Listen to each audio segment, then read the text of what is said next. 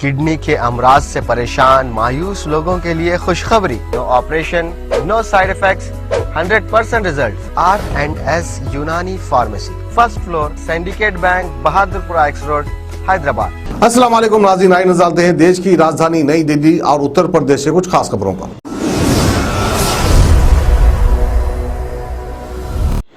जेवर कोतवाली एरिया के एक गांव में रविवार सुबह हथियारों के बल पर 55 साल की दलित महिला से 4 लोगों ने सामूहिक दुष्कर्म किया है। नोएडा एयरपोर्ट के लिए अधिकृत जमीन पर घात लगाए बैठे आरोपी महिला से दरिंदगी करके फरार हो गए। राहगीरों को खबर के बाद घर वालों और पुलिस ने महिला को पहले जेवर के प्राथमिक स्वास्थ्य केंद्र में भर्ती करवाया, फिर गंभीर हालत को देखते हुए जिला हॉस्पिटल नोएडा के लिए रेफर कर दिया गया।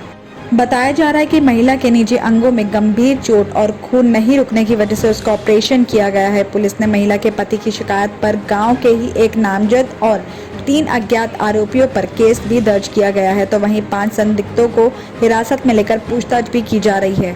पुलिस ने बताया कि सुबह 9:30 बजे दयानपुर गांव की रहने वाली महिला रोज की तरह पशुओं के लिए चारा लेने के लिए नोएडा एयरपोर्ट की जमीन पर गई थी और पति का आरोप है कि गांव का महेंद्र भी चारा के लिए गया हुआ था और मौके पर वो अपने 3 साथियों के साथ बैठा हुआ था। जैसे ही उसकी पत्नी रजवाही के किनारे पहुंची तो आरोपी हथियारों के बल पर खींचकर जंगल में ले गए और सामूहिक दुष्कर्म किया और घटना के बाद आरोपी फरार हो गए। पुलिस ने साथ ही भी बताया कि मुख्य आरोपी गांजा के नशे का आदी है और साथ ही 5 टीमें आरोपियों को पकड़ने के लिए लगाई गई हैं। तो वहीं इस मामले में सोमवार यानी आज बसपा अध्यक्ष मायावती ने भी विरोध जताया। उन्होंने कहा कि जिला गौतम बुद्ध नगर में एक दलित महिला के साथ सामूहिक दुष्कर्म की हुई घटना काफी ज्यादा दुखद और शर्मनाक है। यूपी की बीजेपी सरकार पीड़ित परिवार को न्याय और आरोपियों के खिलाफ जल्द ही सख्त कानूनी कार्रवाई करे, बीएसपी की ये मांग है। मौसम में बदलाव और प्रदूषण का लेवल धीरे धीरे बढ़ने पर इसे कंट्रोल करने के लिए दिल्ली तैयार है। इसी कड़ी में शीतकालीन कार्य योजना के तहत आज से पराली गलाने के लिए खेतों में फ्री बायो डिकम्पोजर घोल के छिड़काव की शुरुआत होगी। तो वहीं अभियान की शुरुआत नरेला विधानसभा के फतेहपुर जट गांव से की जाएगी। दिल्ली सरकार के पास इस बार 4000 से ज्यादा एकड़ एरिया में पराली गलाने के लिए घोल के छिड़काव की तैयारी है। विकास मंत्री गोपाल राय के मुताबिक जिन किसानों ने अपने खेत में बायो डिकम्पोजर घोल के छिड़काव की मांग की है, उनके खेतों में सोमवार यानी आज सुबह से छिड़काव शुरू कर दिया गया है। साथ ही आपको ये भी बता दें कि पिछले साल करीब 2000 एकड़ एरिया में ही छिड़काव किया गया था, जबकि इस बार सरकार के पास तैयारी ज्यादा की है। उन्होंने आगे ये भी कहा कि थर्ड पार्टी ऑडिट रिपोर्ट आने के बाद से किसान इसके रिजल्ट को लेकर काफी ज्यादा उत्साहित हैं। तो वहीं दिल्ली सरकार ने सभी राज्यों से अपील की है कि दिल्ली सरकार की तरह वो भी पराली गलाने में अपने किसानों की मदद करे। इसके तहत सरकार बायो डिकम्पोजर के छिड़काव पर आने वाला पूरा खर्च खुद कर सकती है। पहले में वायु गुणवत्ता आयोग ने भी सभी राज्यों को बायो डिकम्पोजर का यूज करने का आदेश दिया है। दिल्ली सरकार घोल बनाने से लेकर छिड़काव करने तक करीब 50 लाख रुपए खर्च कर रही है। गोपाल राय ने आरोप ये भी लगाया कि पड़ोसी राज्यों में जलने वाली पराली की वजह से दिल्ली में वायु गुणवत्ता काफी ज्यादा प्रभावित होती है।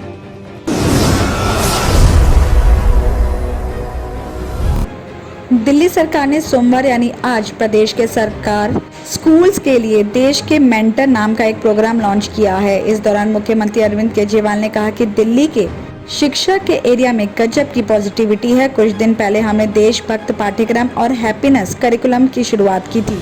आगे उन्होंने ये भी कहा कि स्कूल में शिक्षा का काम होता है 3 चीजों के लिए बच्चों को तैयार करना। पहला अपना पेट पालने लायक बनना, दूसरा ये कि बच्चों को अच्छे इंसान बनाना और तीसरा होता है अच्छा नागरिक बनाना। आज शुरू किए जा रहे इस कार्यक्रम का भी हमने पायलट प्रोजेक्ट किया था, जिसका बहुत ही अच्छा रिस्पॉन्स मिला है। केजरीवाल ने आगे ये भी कहा कि देश के मेंटर कार्यक्रम खास कर किशोरावस्था में प्रवेश कर रहे बच्चों के लिए है। इसके तहत किशोरों को देश भर से मेंटर उपलब्ध कराए जाएंगे, जिनसे वो अपने मन की बात शेयर कर सके। अच्छे मेंटर मिलने से बच्चे डिप्रेशन से बाहर आकर नेगेटिविटी और सुसाइड जैसे विचारों से निजात पा सकेंगे और इसमें देश का कोई भी युवा या वयस्क मेंटर बनकर बच्चों को सही रास्ता दिखा सकता है।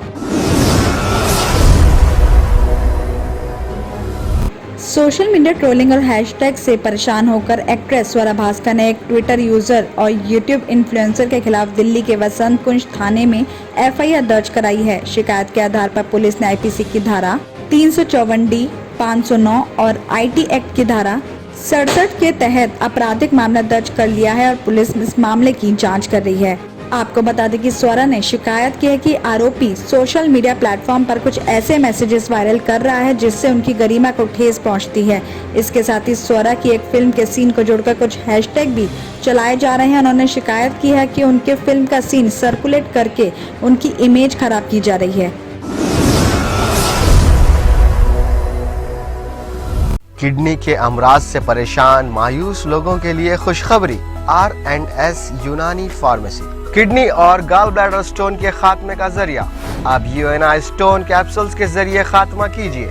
No operation, no side effects, 100% result.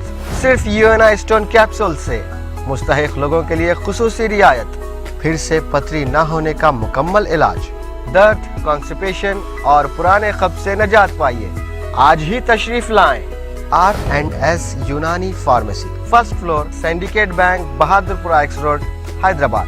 Contact 9703 939 436 9063 383760।